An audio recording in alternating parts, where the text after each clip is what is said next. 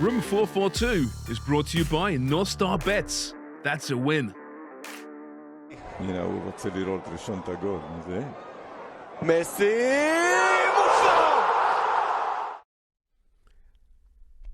I don't know what more to say. I don't know why I'm surprised when I see Leo Messi do what he did last night. The winning goal for Argentina against Ecuador in World Cup qualifying, South America. Why am I surprised? Because maybe I'm so unsurprised that I'm surprised, if that makes sense. Maybe. Because it's what he does, right? He scores big goals in big games, often from free kicks these days. Yeah. Right? 65 career free kick goals for Messi. 65. Do you know what, though? It's still incredible because when you watch this as a football fan, it's not easy. This is not easy. And even though he's been doing this very frequently, it seems like nowadays, the amount of technique and understanding of where that ball and where to hit it and where it's going to go, like, this is not easy. So, I mean, I think it makes sense that you're still shocked and so, like, it's... But I wonder, is that going to help him prolong his career as well, right? Because as he gets older, he will slow down, be a little bit less dynamic, right? And we're seeing it now even, right? Maybe he walks around more. But if he can still deliver from set pieces, not just goals, but, you know, in-swingers, out-swingers from various parts of the field, he's going to have a really important role to play in any team he's with, right? So if he's still... Because that age shouldn't affect that. You watch Beckham now messing around, you know, with his kids. He's still sticking free kicks in from 30 yards out. Yeah. Right? In his 40s. Because I don't think you lose that the older you get. Do you? So, well, I don't know. You tell me, Jay. I never had it to begin with. Right? So I wouldn't know. I mean, yeah. I mean, maybe. Like, you think Messi comes on at, like, 40 years old for Argentina in the last, like, the 85th minute just to do something like this? Specialist? Yeah. All right, set guys, I'm pieces? coming in, you know, and just kind of with his little cane. Maybe. At 40, but he's still playing well, though.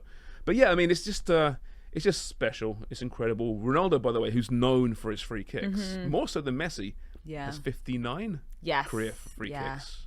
Not to make the Messi-Ronaldo argument any deeper. Look what you're doing. But I'm doing it regardless. It's, you know, I've been asking myself, are we just kind of overplaying the Messi card the last few weeks here in Room 442? Because every day it seems doing a Messi thing. And he's a big story right now. He's the biggest story in world football, with what he's doing into Miami and now with his country once again. But I don't think we're overplaying it. I don't think so we have either. to cover this, right? Absolutely. I mean, this is also stuff that's happening. Like, this is, first of all, a World Cup qualifying game, the first round back in South America. They're home in Buenos Aires, and they're taking on Ecuador, which we know it's a very strong team in South America.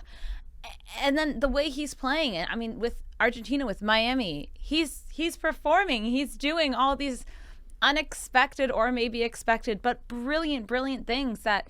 I mean, I don't think it's us overplaying it. I think this is what this guy is doing. It's newsworthy, and it's constantly happening. He's forcing it upon us, isn't he? Really. And then long may it continue, because I'm really enjoying it right now. Yeah. Looking actually at Ronaldo's goal scoring for Al Nassr in Saudi Arabia, still really good too. 6 goals, I think, in 5 games. How many games have you watched, James? None. Not one single one, but I do follow the league on Twitter. So, I mean, it's funny because I do pay more attention to it now than I thought I would. I'm not at the point of watching games just yet. Really? But just because of who's going over there and the Ronaldo story, seeing him doing what he's doing compared to what Messi's doing in North America, it is interesting to a certain degree. Haven't even looked once. I'd say there's a good chance I'll watch the Euro qualifiers and what Portugal do there with Ronaldo, but I haven't peeped once into Saudi Arabia. Okay, let me ask you this though. So when the Club World Cup kicks off in a couple of years' time, the expanded one, the big one. When is that kicking off? Do we know? 2025, Okay. I believe. Yeah. Yeah, because Copa's next year. Yeah. I think it's the year after. Sure. It's going to be a big event, though. Yeah. Whether you love it or hate it. And there will be Saudi teams in that. Yeah. Will you be interested to see an Al Nassr or an Al Hilal if they play against a Man City or a Barcelona? There'd be some curiosity, won't there? Sure, but I'll be watching it because of the Barcelonas or the Man Cities. Like, I'm not there to watch Al Nassr. I mean, sure, there could be an interesting pair up, if you see Ronaldo playing against Barcelona, for sure, but I'm not there for them. It's just that they're being forced into this tournament now, or they're making their way in, so I'm being forced rather to watch them. Of course, that is 4 windows from now. Could be a lot more players over there, including maybe Mo Salah. So let's talk about not so much who made the move, who's made moves this transfer window. Europe closed about a week ago. Saudi Arabia closed on Thursday, right? So breathe a little bit. You right? best be breathing, because Liverpool that was fans out shocking. there. Mo Salah did not make the move. Yeah. Now, the rumors were that the £150 million offer wasn't improved upon. So that world record £250 million offer didn't come, but it might still come in January or maybe next summer. But it's interesting. Are you surprised there's no further bid? To me, it tells me that the player wasn't that into it. I think so. And we also spoke about this throughout the past couple of weeks with the transfer window coming to a close, in that he never came out and said anything either, right? And, you know, the way Mo Salah is with Liverpool, I think he is a pretty stand-up guy. I think he would have said something. And so it kind of just seemed like they were making a bid. There was maybe much less conversation that we all presume just from the bid being made. But yeah, in the end, they didn't go for another bid. So it just seems like, all right, well, he's at Liverpool. January is not too far. You've said this before. We will see, but for now, this is a very good move for Liverpool. I think Klopp is very happy, and, you know, like, this would have been absolutely brutal for the Reds. Also, I think the fact that Klopp's been backed by his owners as well, because Klopp didn't want to sell him for no matter how much. Yeah. It would have been easy for John Henry and the upper management to say, it's 150 million for a 31-year-old. We've got to do this. Right? They said, no, we're backing the manager, and that's really important for a guy that could move to another club at any time. This is Jurgen Klopp. He can pick and choose which club he goes to, but he loves Liverpool. But we've seen guys that love their clubs move because they don't agree with ownership and what's happening. So I think on many levels, this is a really important non-move Salah going to Saudi Arabia at this point. He also wants to smash a lot more records with this club as well. And if he stays there, he'll do just that. Jadon Sancho was rumoured to be going to Saudi Arabia as well, a much younger player, of course. On the outs at Manchester United, it seems, after he was called out by his manager on the weekend, and then he responded on social media saying, basically, my manager's lying. Now the sources are saying, according to ESPN, that the players are kind of sick with him as well. What to do with a Jadon Sancho, a guy with so much skill, hasn't got it done, but now is obviously mouthing off on social media, and there's a big disharmony, it seems, between him and the manager. Yeah, I mean, not a good time for Jadon Sancho. Not a good time for Manchester United, to be quite honest. That the turmoil they're going through right now is not great. Maybe it is actually a good time for an international break right now for the Red Devils. But yeah, I don't know. I was a bit shocked that he didn't go to a Saudi team, actually, because I thought that actually makes the most sense. You know, you're really not in good terms with your club, with the players, it seems, with the manager. You still want to play football. You'd be getting paid. And apparently Stevie G's team, Al Ittifaq, your favorite team? That's the one. Yeah, so Steven Gerrard was actually interested in him. That was the rumor. So, you know, under a legendary manager is Steven Gerrard, but I guess it never happened in the end. You were talking about potentially him going out on loan, and I think that has to be the only option at this point, because right now January is 4 months away. If he doesn't play football for 4 months, that is a long time for especially a young player not to be playing, like getting constant playing time. And he could go to a smaller team in Europe even, get loaned out, maybe a French team, maybe a Spanish team, a Turkish team, and actually get that playing time. And he could be that guy that he wants to be, that it seems like, you know. Or he can say, listen, maybe I'll shut the training on time. And listen, we don't know what happened behind the scenes, right? There's a lot that we don't know about here. And there was some mental health issues earlier in the year as well.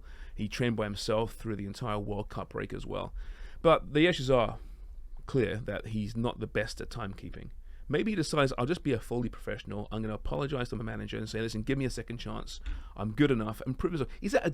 Listen, for all the issues at Man U right now, and there's so many issues, it's still one of the biggest clubs in world football. It should be a great opportunity for a young player to establish himself as a superstar. Still, he's not too old to get out of this. He's 23. He's 23, right? 12 goals in 82 games for United. Oh. He had, I think it was 16 and 38 in his last year at Dortmund. Figure it out somehow, because he's still a wonderful footballer, but Ten Hag's got to find a way to bring him back on side. But Ten Hag's tough. We saw that with Ronaldo last year, benching him and criticizing him publicly as well. I like Ten Hag for this. You've got to treat these guys that they're not kids, because they're not kids. They are grown men. One player that hasn't moved, and we thought he might move, Kylian Mbappe. We can now say officially he'll be at PSG until, I guess, at least January, when he could sign a pre-contract with any club, Real Madrid, Yeah. in January. But he's surprised that he's still there after all that happened. You know, him not playing, PSG saying he won't play for us, and as he signs, him not signing, he still is a PSG player, and he is playing. I think I've been surprised for the past 2 years now because I've been saying this, not this past summer that we're just ending now, but the summer before. Mbappe could have gone to Real Madrid. And that's, I think, when he should have gone. That was his moment to go. I mean, okay, granted, we might see him go next summer, but what has he been doing at PSG for the last couple of years? You know, like it's not, I don't think. Wasting his career, I think. It And that's kind with of respect feels to the like French that. league. Yeah, but it does. I mean, I think the only reason we look at him, I mean, he's a talented player, but everything that he did during the World Cup, that I feel like brought so much more light back to Kylian Mbappe. It's not that we're looking at his time with PSG, and now especially with this whole team kind of going through a massive turnover and change, maybe they'll be better. Who knows? But you had the opportunity to join Real Madrid, like one of the biggest teams in football, a team that's guaranteed trophies, whether it's in Spain or in Europe. I don't know. It is frustrating with him because, again, it's another player that is arguably the best player in the world. And it seems like the attitude that is paired with it is causing so many problems. The president of PSG came out and said, oh, no, we're like so happy with Mbappe. We love him again. Don't you remember, was it only a month ago that he was saying, like, they're not on good terms. No one wants Mbappe Either here. sign or don't play. Like, it's just exhausting. Like, this guy is the guy. Honestly, in my opinion, I think he's better than Haaland. I think he has the ability to be the next. He's worth the most in world football. For sure. Simple as that, right? And, like, just, yeah. Make your mind up. There's not much to say, is There's there? 3 parties here involved. There's Mbappe, PSG, and Real Madrid. We know what's going to happen here in the end, right? He's going to go with the prettier girl in the end. He just is. Simple as that. Probably in the summertime. But just, yeah, it's boring. But I must admit, I am surprised that he's still there. Yeah. We were talking about this back in last season, saying this is his last year at PSG. So another player that didn't move, that we thought would move. One more for you. Antoine Griezmann. Atletico Madrid.